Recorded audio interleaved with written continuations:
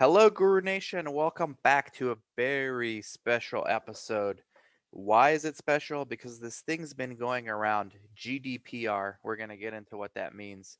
Bottom line is, us as sites, we got another thing to worry about. We got to be compliant now with GDPR. We're going to get into exactly what that is by way of interviewing Al Pacino, president and co founder of BlueCloud, which is the brand name for one of the products from Healthcare Point.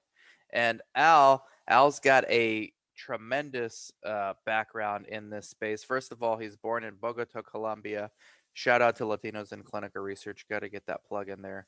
Mr. Pacino is a U.S. military veteran. Thank you for your service. 16-year head and neck cancer survivor, which is extremely powerful. It always, and I didn't know about this about you until today, Al, but I think that's missing. I think we actually need more people who work in this space because we're all patients at the end of the day, right? But for somebody to go through something that acute uh, and still be an entrepreneur and produce products, it's more than just business to you. So we're going to get into a little bit of that. Over the last 35 years, a well respected key opinion leader in clinical research and healthcare, promoting and implementing standards of care in over 196 countries to help minimize waste and duplicate at the site level, data variance in clinical trials, and inventing technology systems for centralized and decentralized clinical trials, which is the latest buzz for the last 5 years, and with the primary purposes of leaving no patient behind. So he ties it back into his personal story. This always makes it powerful, the passion along with the personal connection to it. And I was reintroduced to you, Al, on Clubhouse 2 weeks ago. So for those that say Clubhouse is dead, maybe the numbers are plateauing, but you still get to meet cool people like Al on there. I mean, how many places can you do this where you can meet key opinion leaders for free and have conversations with them? I mean, you can't just do that anywhere. So for those that say Clubhouse is dead, I say probably, but you can also meet cool people on there in the space. So Al, thank you so much for coming on the show. Pleasure to be here and looking forward to making a difference today. Yeah, I mean, I want to start so many places, but I think the most appropriate would be uh your story. What brought you to creating Blue Cloud? And then towards the end I want to get into GDPR because it's very practical for the sites out there. Well, fantastic. So I've always been entrepreneurial by heart, and I've set up investigative sites. I've set up a research, clinical research organizations, and I've been in education, involved with the government, national, international universities, creating standards and standards of care. So that's my passion. So in 2006, actually, I got cancer, head and neck cancer, and woke up one morning and I had this big knot on my neck, and I was saying, "Well, I don't know what that is. Maybe I'm sick." And my wife said, "No, no, no, you need to go to the doctor." And the doctor diagnosed me as having head and neck cancer. So we put a good team together, and luckily, I've been in medical research for 35 years, which not the layperson is not doesn't have access to this network of knowledge base of what's going on in the clinical research world. So I was one of the first patients to actually do erbitux and have positive outcomes, which was one of the first biologicals in 2006, along with MRT, which is radiation therapy. So that gave me the passion to move away from just the capitalistic society into what is it that we can do for society based on ethical and social responsibilities, right? So we founded healthcarepoint.com, and we created a technology called BlueCloud. The So technology, go so ahead. we'll get to that, but I want to go through the head and neck cancer because I'm happen to be reading this book presently. You're familiar with this, A Walk Yeah. with Purpose? I've heard of it. We have actually an initiative called Philanthropy for a Purpose at BlueCloud. We can elaborate on that as well. Man, for those, this book was recommended to me again by somebody on Clubhouse. So go figure with Clubhouse. Michael Becker, he was the Yeah. CEO of one of the big, well, not a big, but a good sized biotech, got diagnosed with head and neck cancer. I'm only 30% through the book, so I'm still reading it, but that reminded me, your story reminded me of the book I'm currently reading. So sorry to interrupt, but I think that's important to talk about as well. No, no, absolutely. And, being a patient and furthermore, a cancer survivor, or for that matter, stroke survivor, whoever, whatever challenges we've had, it makes you think about life differently. That button just switches. And what is it that we're here for? What's the purpose, right, of life? And the purpose is really to make a difference in somebody else's life. If we can make a difference in one person, that's basically a huge accomplishment. And especially in the Latin American community, many of the Latinos and African Americans, we basically have a culture of believing in what our family has told us for many, many years. And we need to be open-minded about, the future of healthcare and medical research. And Yeah. that's passion. The disparities are there. So when you were diagnosed, you said you just woke up one morning and you felt like a big lump. It happened that quickly? Yes, actually, in about a couple of days. Yes, it was metastasized. They found it in my tonsil, but it was metastasized into within a couple of days. So I was a stage 3, almost 4, and basically I had different surgeries. My tonsils came out, and then they basically started carving me out, and then did the Erbitux, MRT, because at that time in 2006, the first thing that they tell you is go ahead and attack the cancer with as many things as you can that are available to you, and not only available, but that they're not going to break your bank. That's another thing, right? Because if you get cancer, you don't have insurance, and you're not positioned for that. Many people go bankrupt, and you just can't pay for medical bills. I was fortunate to have insurance, which is great, and insurance companies actually agreed to pay for my newly developed therapies, which was Erbitux, because it had just been approved into the market maybe 2 weeks before. It was amazing. Many people don't have the opportunity that I had, but because I'm in healthcare and medical research, I have that opportunity. People in underserved countries, which is my passion too, is they don't have the same opportunities to get to the drugs or medical devices or about technologies that ultimately will not only save their lives, but improve the quality of life that they will have after the disease. Wow, that's a powerful story.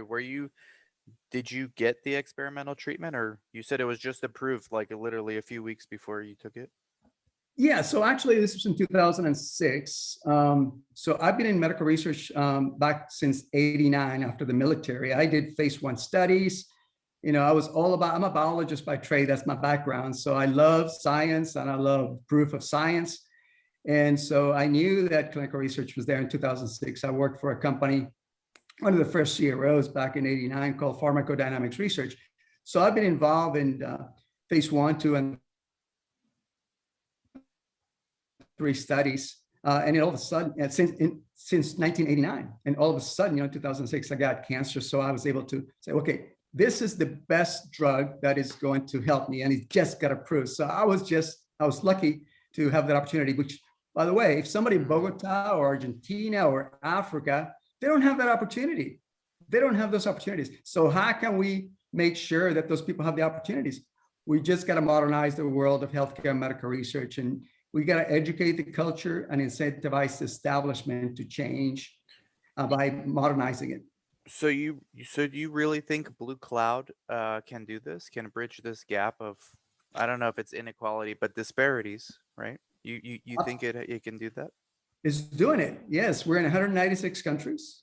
The idea behind BlueCloud is that we are going to create standards and standards of care, or help organizations create standards of care.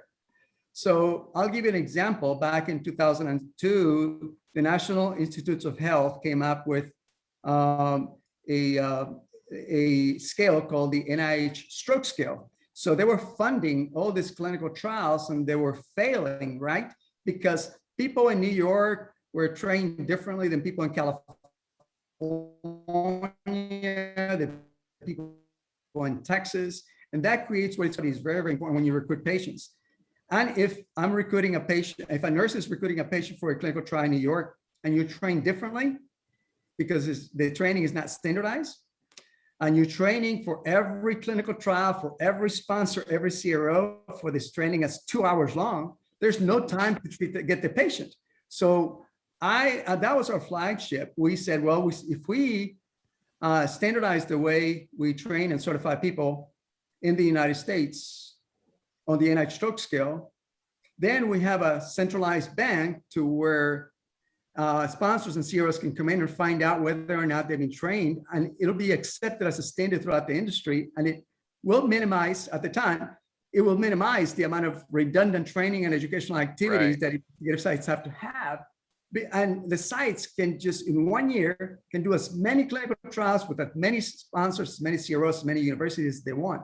And this became the gold standards for many of those diagnostic instruments. Now we have universities and nonprofits and governments. Another example is the Rankin scale for cardiovascular. Another example is the CSSRS, the suicidality.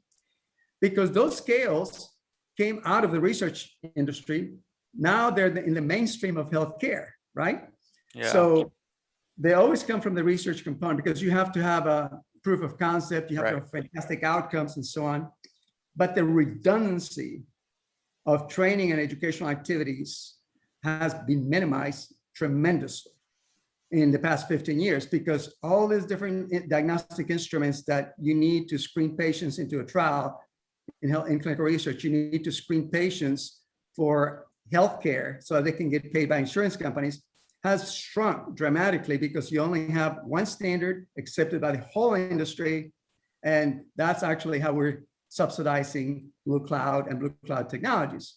Yeah. That's I mean, I understand the use case with those a couple of those assessments, but the protocols have so many different assessments. I work a lot in psychiatry, and we Yeah, still have like three main vendors. You probably know who they are. They yeah, all want their own systems to be the one that's certified. So there's no consensus because one sponsor chooses these guys, the other sponsor chooses these guys. And so when you're the site, you basically have to do the same training all the time over and over again. yeah. So what assessments do you guys currently have, or is it beyond assessments?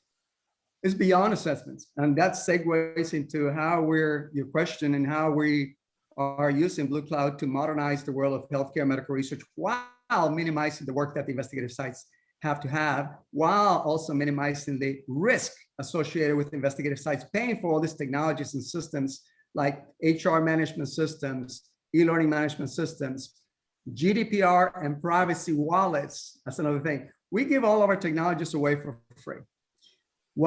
How we generate revenues is that the sponsors can then connect to the investigative sites because they need things that the sites have, like training and certifications inside the wallet, like the suicidality scale, right? It's good for up to 2 years, but It's because it comes from literally BlueCloud, every study uses this.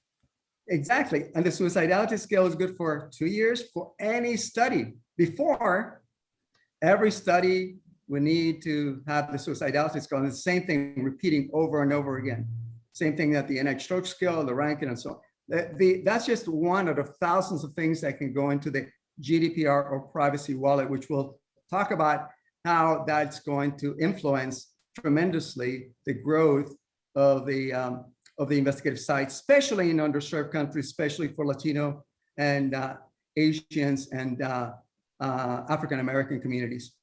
So I'm looking at the website now. I'm seeing for the sites, research site memberships, promote your site, manage resources, and meet privacy requirement. And we're gonna get to GDPR, guys. Don't worry, guys. I know that's what you're here for. We're gonna do it, but we have to talk about Blue Cloud first because I think it's interesting. So attracting clinical trial sponsors, recruiting patients, managing staff. This is what sites do, more or less. Yeah. Yeah, So you have a free version for sites. You have a Prime membership. yeah. Um, Walk us through the benefits of both, if you can. Sure. So basically, remember that absolutely. So remember that we came from the world of promoting standards and standards of care, especially these diagnostic instruments that were redundant 15 years ago, right? We continue to work with universities like UCLA, University of Glasgow. Can you hear me now? We're good. We're good. University of Glasgow and dozens of different universities that own these copyrighted materials, but they just cannot afford to have it standardized. We actually standardize it for them because they own the copyrights. So we take all this training and educational activities and package that into BlueCloud, into a free e-learning management system that we provide to the sites, right?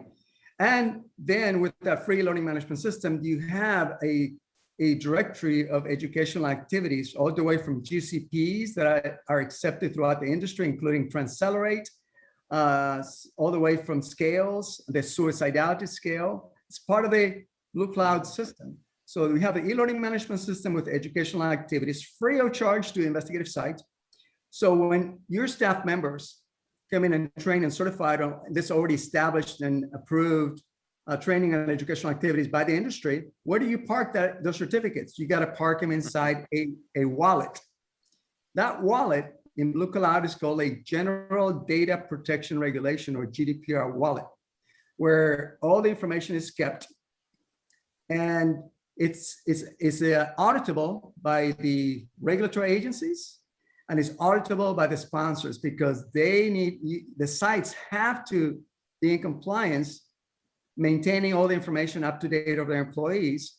Otherwise, if the FDA comes knocking, you don't have that in place. So Like we give you training, that. right? Like training certificates, licenses, CVs, those kind of things. Exactly. Is that so? The wallets have to be managed by another application. It's called an HR management system. In our world, it's called a GDPR system, or General Data Protection Regulation system, that enables you to manage all your employees. So the combination of an e-learning management system, an HR management system, and the personal accounts, or a global library of training or educators, a GDPR wallet, and a GDPR directory, right? Put it together inside BlueCloud. That's what we provide free of charge to the investigative sites. So That's sustainability. why aren't more sites? I mean, what's the biggest reason why sites don't use you besides not knowing about you? I mean, Sure. you know, I'm sure you have conversation with sites a lot. Not all of them sign up. What's the reason? So, ironically, remember that we came from the neuroscience world, the cardiovascular world. What kind of sites are those? Those are hospital-based sites, right? So every hospital in the United States actually uses us because we have standards of care. However, the small to medium-sized non-hospital-based sites, especially the underserved sites, they don't know much about us because we haven't been popularized in that area. Because sites normally don't do strokes, small to medium-sized sites. They do vaccines, they do women's health, and so on and so on. Mm-hmm. But the sites can use the exact same technology as a big multi-billion-dollar hospital can, because they're using us. Those sites and hospitals are using us. We have 2 million members in our network, out of which 10% of them do research, that use our systems because we have standards of care. And that's if you go to any hospital, you talk about BlueCloud, you talk to a nurse in a hospital, they know BlueCloud. Yeah. But if you go to a clinic down the road that maybe you do vaccines, so you do women's health, or you do dermatology studies. Yeah, exactly. Those are the sites that we would like to offer our services free of charge, because we're maintained by the larger organizations already, right? So you've got, for the no cost membership, you've got BlueCloud GDPR wallet management, which is what you were just saying. It's like the HR toolkit. Yes. BlueCloud GDPR directory management. That's for the sponsor and CROs to see you, right? I'm guessing. Yeah, yeah. And then what's the patient mapping network? What is this? Like a patient So, yeah. database? No, it's actually we don't own anything. What we do is connect the provider to the consumer, right? So who has the patients and patient databases? The sites, right? The hospitals, the small clinics. What do they use? They use an Epic system, or they use the Cerner, or they use some type of system. That's where the information about patients are locally. All the sponsors want to know is limited data sets, where those sites are that contain that have these types of patients based on ICD-10 code, and how many patients you have. That's the patient mapping. So we provide that free of charge to the investigative sites as a marketing tool to let the sponsors know that your site has this number of patients, not patient information, right? Got it. It's just the ability for small to medium-sized sites and even the larger sites to be able to tell the sponsors, hey, here in Bogota, Colombia, we have 20 patients with ICD-10 code flu, right? Mm-hmm. I don't know what the ICD-10 code is, but Yeah. but you understand what I I'm get saying. it. So I'm guessing that the incentive for BlueCloud to do this is to give this for free is because the sponsors, they're spending $1 million a day trying to get a study started. So they're going to come to BlueCloud and say, hey, you already have this patient mapping. It's all de-identified, but you have, so we can quickly go through feasibility, and they're still going to do the formal feasibility anyways, but they're going to pre-identify the sites basically through your, and then they'll pay you for this, right?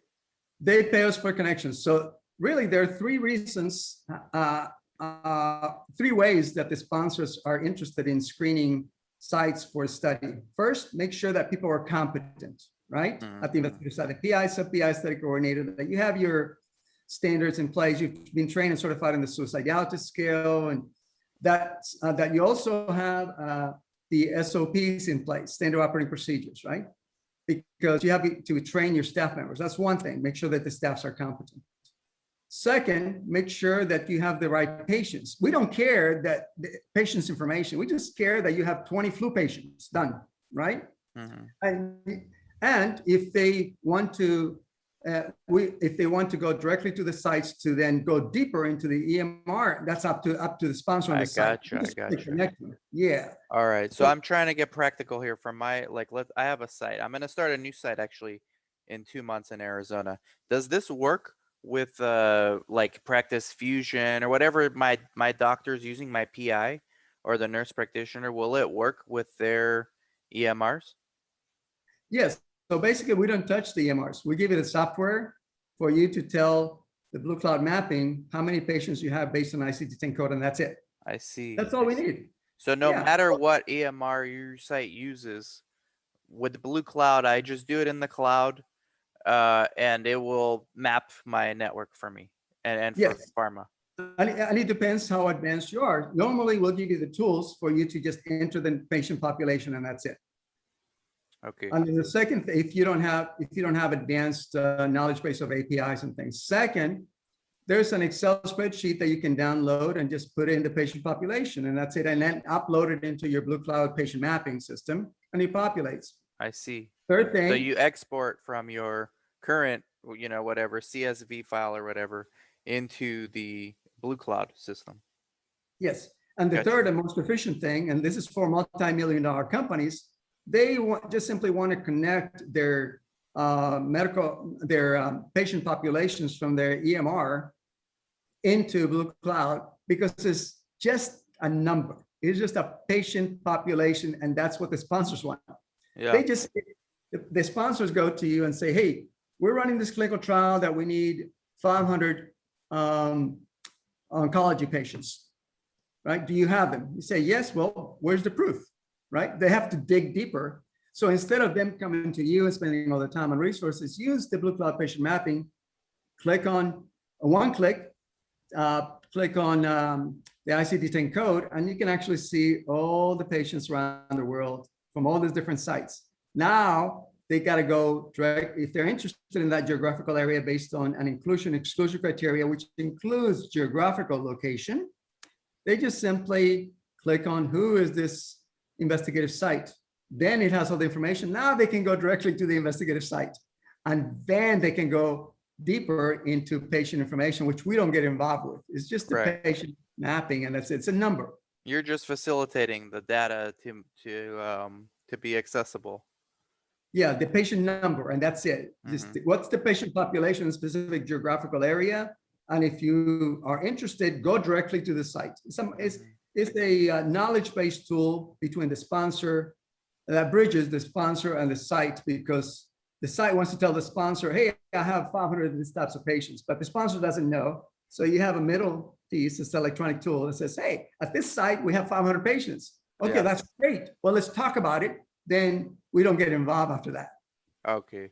So let's talk about GDPR now. Um, everybody's been asking, well, not everybody, but a lot of people have been asking, hey, I'm sick of answering my monitor. They're asking what's my SOP for GDPR. I barely know even what that means. So it sounds like with BlueCloud, if I'm even like a no cost basic member, I'll have an answer for them. I'll say this is what we do with GDPR, but can you explain what this actually means? Like what do we have to do as sites? I know every state's different. Let's pick two states for selfish reasons for me. Let's go Arizona and California if you can. I'm just putting you on the spot. I don't know if you've learned those states or not, but just to see Well, what's out there. the premise and the information is the same for every state and every country around the world. So I'm going to generalize it for the sake of the audience. I'm going to Okay. dumb it down because I'm that type of person. I dumb it down for me because I'm Yeah, not dumb it intelligent. down. I don't know anything about this. All I know is we're supposed to be Yeah, compliant, and almost no one yeah. is. So basically, let's start off with the basic concept of what is privacy, right? So we as humans, we are generating data from the time we're born, right? When we're in the hospital, every piece of medical record, the first name, last name, as we get older, email addresses, they're all different types of data, and no data is the same. So as we get older, we become scientists, we become physicians, nurses, PI. The data that we receive from a university is the diploma. That is owned by us. The data that we receive for a suicidality scale is the certificate of completion for the CSSRS. We own that data. Our first name, last name, email address. That's called personal identifiable information. We own that data. There was no technology before BlueCloud that allowed you to park all that data safely into a single location and to make sure that nobody would steal it or use it for purposes of making profit themselves. So in the past, all of our data that we're continuously creating is actually being packaged and sold by other organizations without our permission. That's it. So that's privacy. So how do this laws that are now being put in place, catalyzed by the European Union, is called GDPR, came out of Europe after the Facebook and Google fiasco, where people were creating accounts and taking information for political purposes and all that. European Union came up with a GDPR, which is not a new regulation, but it wasn't implemented for 20 years until 2016. And it simply states that if you own your information and somebody else is using your information without your permission, you can actually sue that individual, or the government will sue them for you. And it is happening in other industries. Marriott just got dinged with GDPR International for $500 million, right?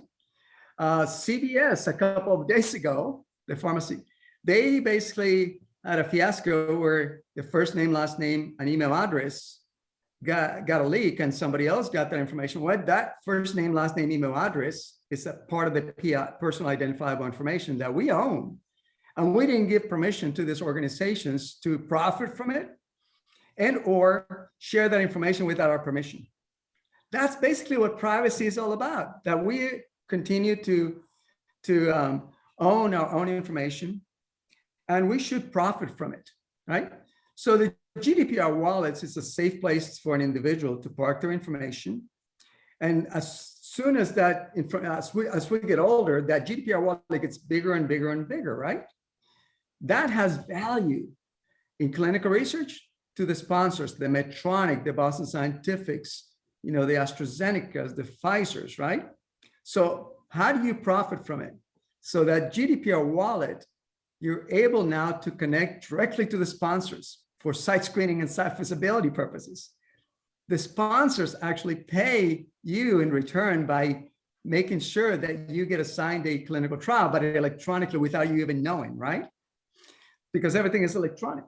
So you have a better opportunity to be screened for a clinical research without the sponsors chasing that information from the sites, because they're always connected to that wallet because you've given them permission to do that. For And the the patient wallet, mapping, right? This is the patient no, mapping. this is actually for the healthcare professionals. Oh, Remember? okay, okay, Yeah. So okay. if you have a PI or study coordinator, the data that they're concerned with is 1/3 of the equation, right? Patient information, patient mapping is something else. First one, make sure that everybody's competent. Gotcha. That's what's in the wallet. So they use the wallet to do site screening and site feasibility, 1/3 of it, right?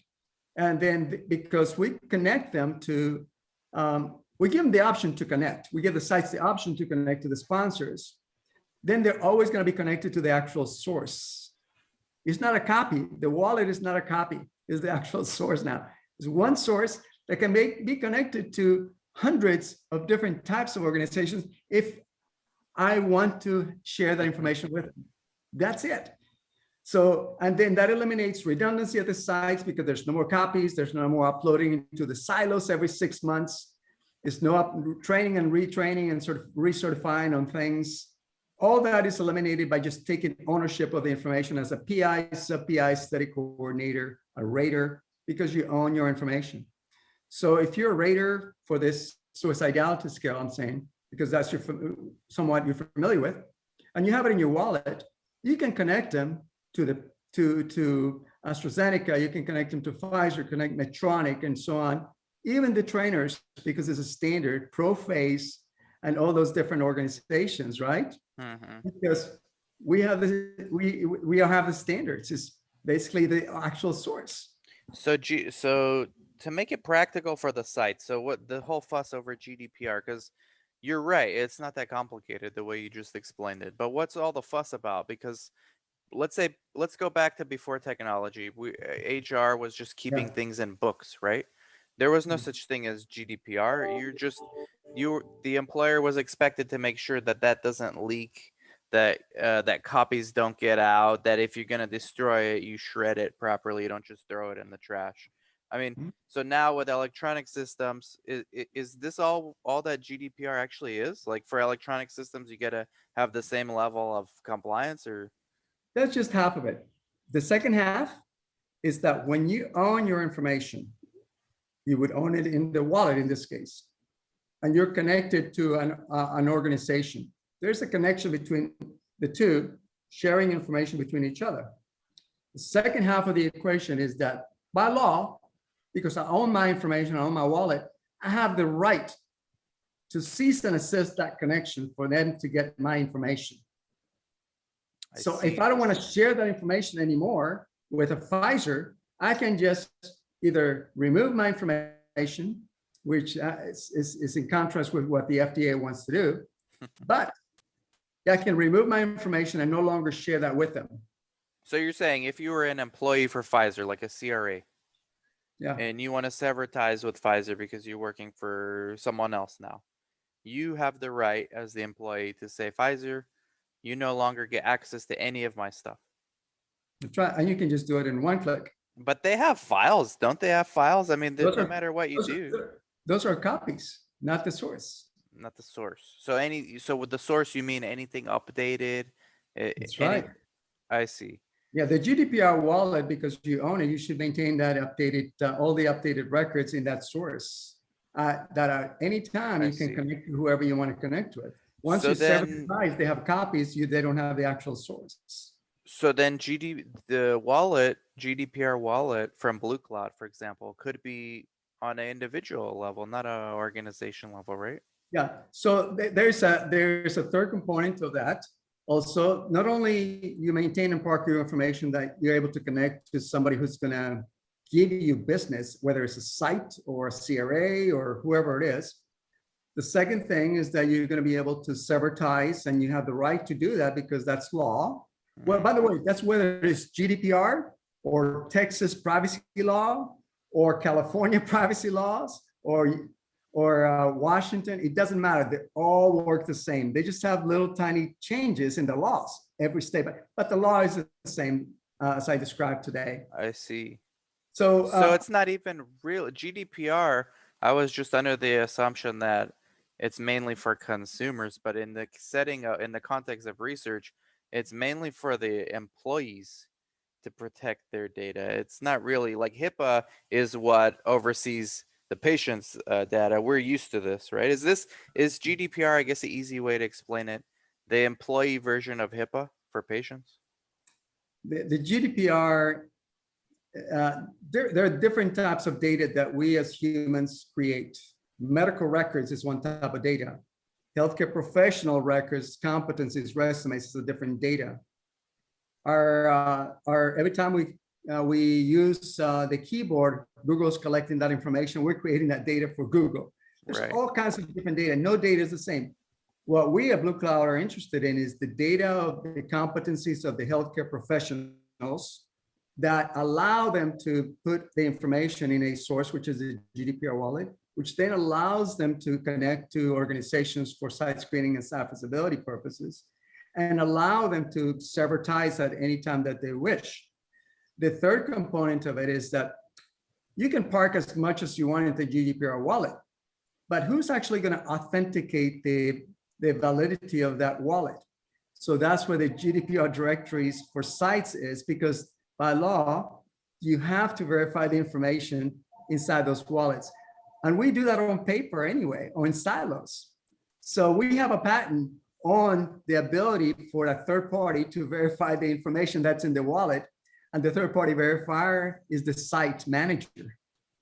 So Gotcha. Gotcha. yeah, so that's where this HR management system or GDPR directory comes in, because now I that becomes see. an auditable system for you to manage the compliance of all your employees. We do that anyway, but it's very costly or on paper. So we give that away for free. Very practical question here. As a site director, site owner, whenever I have a new employee come in, there's a lot of things they have to do, but one of the more important ones is I make sure they're trained on my SOP. So, and then I have them sign something. So this is GDPR info, right? Go in the wallet. Yeah, so remember, there are different types of data. There's shareable data, which is that my training records that are generalized, like the GCP training, resumes and licenses, CVs, the standards of care, like the NIH stroke scale, suicidality, those are shareable records. Data that is owned by the business is also protected on the GDPR now, right? Your SOPs are not owned by the individual. The SOPs are owned by the site, right? So, but the site trains the individual on the SOP and it gives them a certificate of completion, that certificate goes into the wallet that is specific to the site, right? So that data is the site, but it has to be managed the same way with a GDPR directory. So the wallet is personalized. The GDPR directory is for the business itself, where you can manage not only your things at the site, like SOPs, but also you can manage whatever the individual owns as a shareable data. I got you. So when the individual, let's say they leave my organization, they take their personal wallet with them, but me as the site director, I have copies of everything I have up until the point that they leave.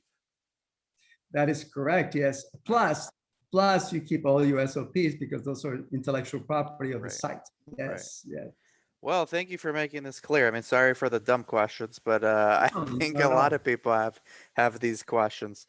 So I guess you demystified GDPR because it's not that complicated of a topic. You know, I think people confuse it with like cookies on your website and all this kind of stuff. No, it's very simple. Think about, we own data. We just never had a vehicle to park our data in a safe place. Mm-hmm. And then furthermore, connect to other organizations that want our data and be able to profit from it. That's basically what is happening right now. And the laws are helping with that, because the laws now say, yeah, this is what you can do with your data. I see. You can park it, and then you can monetize it because you own your data. You can sell your data if you want, you I know? understand. You- So this was more about the employee business relationship as opposed to anything to do with patients, really. That's exactly right. Now, the patient's a different type of data, right? Hmm. Same laws apply, but no data is the same. No data is the same. Patient data is human data that we produce as well, but it's treated differently Mm, than healthcare professional data, than a data that comes from the credit reporting agency. I They're all gotcha. different types of data. They're all treated differently, but GDPR and privacy laws, which is basically the same rules, same regulations, they all apply the same way. And it's for healthcare. It's basically for the professionals. For the professionals, it's one type of data. Remember that this is a general type of data for every industry. I gotcha. Right. It's global. Yeah. I gotcha. I gotcha. Just in the context of either a research site, a CRO, or a sponsor, this is probably the best way to think of it for our industry. Yes. Yeah. You have, Okay. patient. You have healthcare professional data that the healthcare professional owns. That the healthcare professional data has to be verified by the site to eliminate fraud abuse. So the GDPR directory. And you also have patient data, which is a different type of data that we don't get involved with that. We just get involved with the patient count and that's it. For BlueCloud. Yeah, in BlueCloud, I yes. gotcha. I gotcha. And so, okay, so I guess as we wrap up, where's this industry headed? Because decentralized, everybody's talking about it. I mean, virtual hybrid trials, everybody's talking about hybrid. That's obviously going to happen. It's already happening. But the more you were talking about this, the more I'm thinking, because I'm also like a big fan of blockchain technology. That's It's right. very Yeah. similar. Very, it's all about empowering the individual to control their data. And I'm sure you're looking into blockchain with the BlueCloud. Can you talk a little bit about some potential healthcare applications with the blockchain? Yeah, absolutely. So blockchain, again, we got to simplify it for for me and for the audience and for you and everybody else. So blockchain is just a different type of technology. You're familiar with Microsoft technology or IBM technology and so on. Blockchain is just a different technology, right? So if I want to create my application and I choose not to use Microsoft, but I choose to use blockchain, so I can build my application on top of blockchain, and it has other opportunities for you to create additional value into, they're called tokens or tokenization for that data that is going to be managed within that blockchain. We already do that on Microsoft with internet, with .NET technology. We already do that with IBM. We already do that with Oracle, right? But those types of technologies are unable to be tokenized. When you then blockchain is the only one. So when you tokenize that technology, it allows you to do the same thing that BlueCloud actually does. We actually have a blockchain department. So Wow. basically, yeah. So basically, when the ability for a third party to verify the information that is inside the wallet is actually an item on the blockchain technology, except it's digitized, right? And anything digitized can then create tokens, which creates value, and that's what gets sold out there in the world as Ethereum and Bitcoin and all this stuff. Right. That's basically all it is. That's I all it is. It's a see. different platform, yeah, that you can build your software on top. Yeah. I see. Which one from the popular blockchains? I guess Ethereum, Cardano, Polkadot. Which one are you a fan of personally? Well, I like Ethereum because we can actually take BlueCloud and eventually put it in Ethereum. I like And that. just like we do, all these different technology companies out there that are going to get involved into the blockchain, they're looking into Ethereum because Ethereum is just a platform, just like .NET, that enables third parties or companies to then build their software on top of blockchain. That's all it is. Definitely interesting to see where all this stuff is going to be headed. So I guess what's Mhm. as we wrap up, and anybody who wants to connect with Al, his link to his LinkedIn is underneath, and message him, and he's gonna tell you about BlueCloud if you're interested. Um, what's the take home message for not just sites, but any professional working in this space right now from you, Yeah. Al, co-founder of BlueCloud? What's a take home So message? my message is to, sure, my message is to basically be informed. The healthcare and clinical research industry is being transformed right in front of your eyes, and many of us don't even know it. Make sure that you get the right information from the right sources. Make sure that your business is created on modern knowledge, modern technologies, and primarily modern networking technologies that enables you to network, because that's what is happening right now. If you can't share information in real time, and you keep it in a silo, it's going to minimize the financial opportunities at your investigative sites, because the sponsors are going to choose those sites that can move quick, especially now that you have decentralized clinical trials, right? Hmm. Hmm. So, especially now that we have, the requirements by the FDA to increase the number of Latinos and African Americans and Asians to get involved into clinical trials. It's going to Yeah. move, and it is moving very, very fast. So make sure that, from BlueCloud perspective, make sure that your technologies, which is an HR management system, auditable GDPR compliance system, an educational system, doesn't cost you anything, especially if you're going to get involved in clinical research. Because the main reason why people don't get involved into clinical research is because the high cost of getting involved with.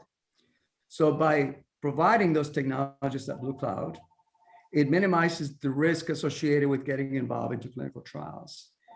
And especially now that we have decentralized clinical trials where 90% of the industry doesn't do trials, Hmm. they're going to get involved. Not everybody will be an investigative site.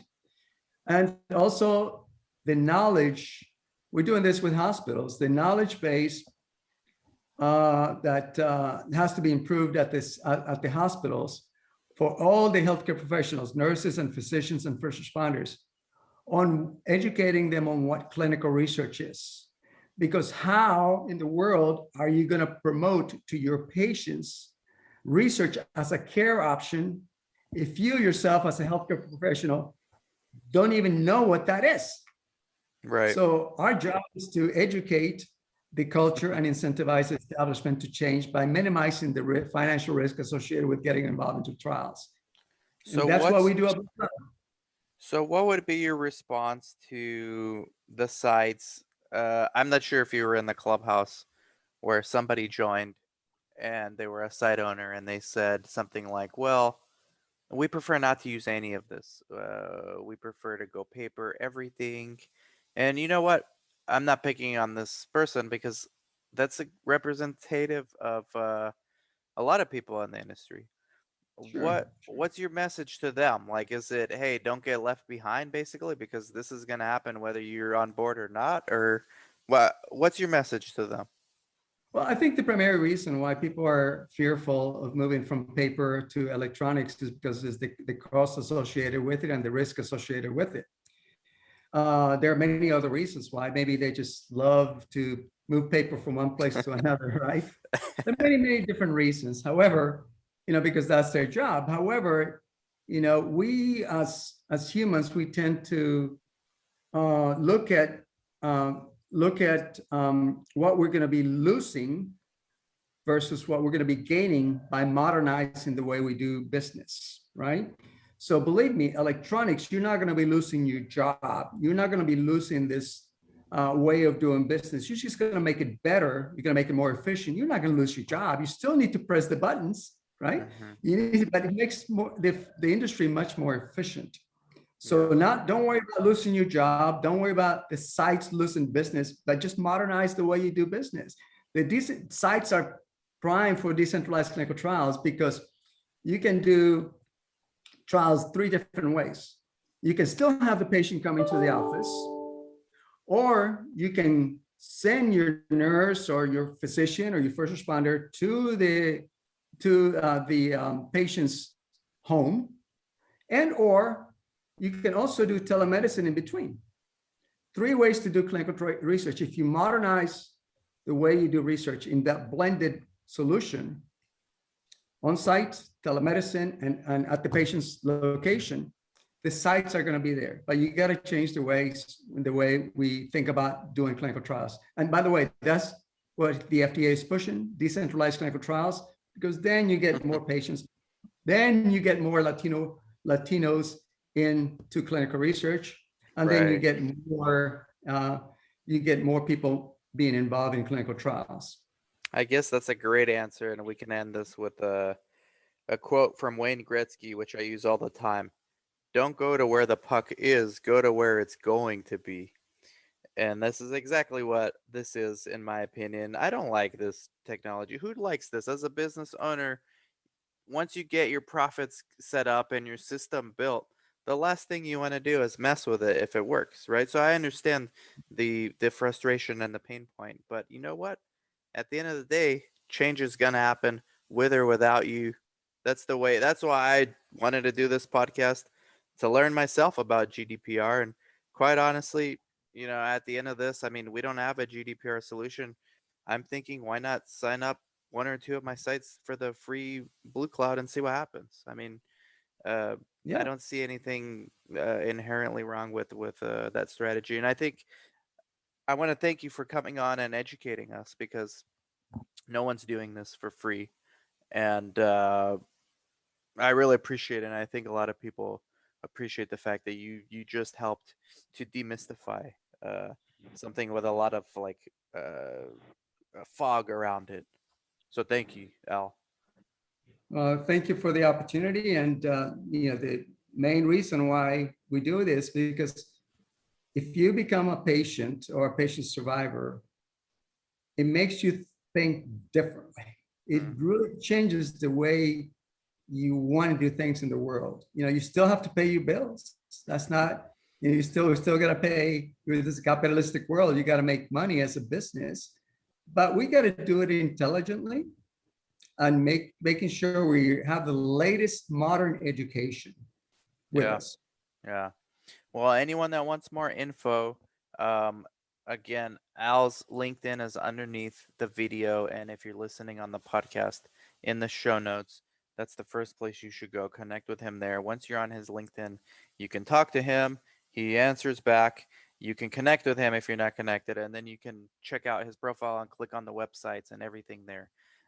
So thank you very much, Al. I appreciate you coming on. Fantastic. Love to be here again. And there's a lot of things that are going on that are fantastic. Absolutely, and Good. we'll try to get you on the Latinos in Research Tech series as well. And thank you everyone for watching and listening, and we'll catch y'all later. Bye bye.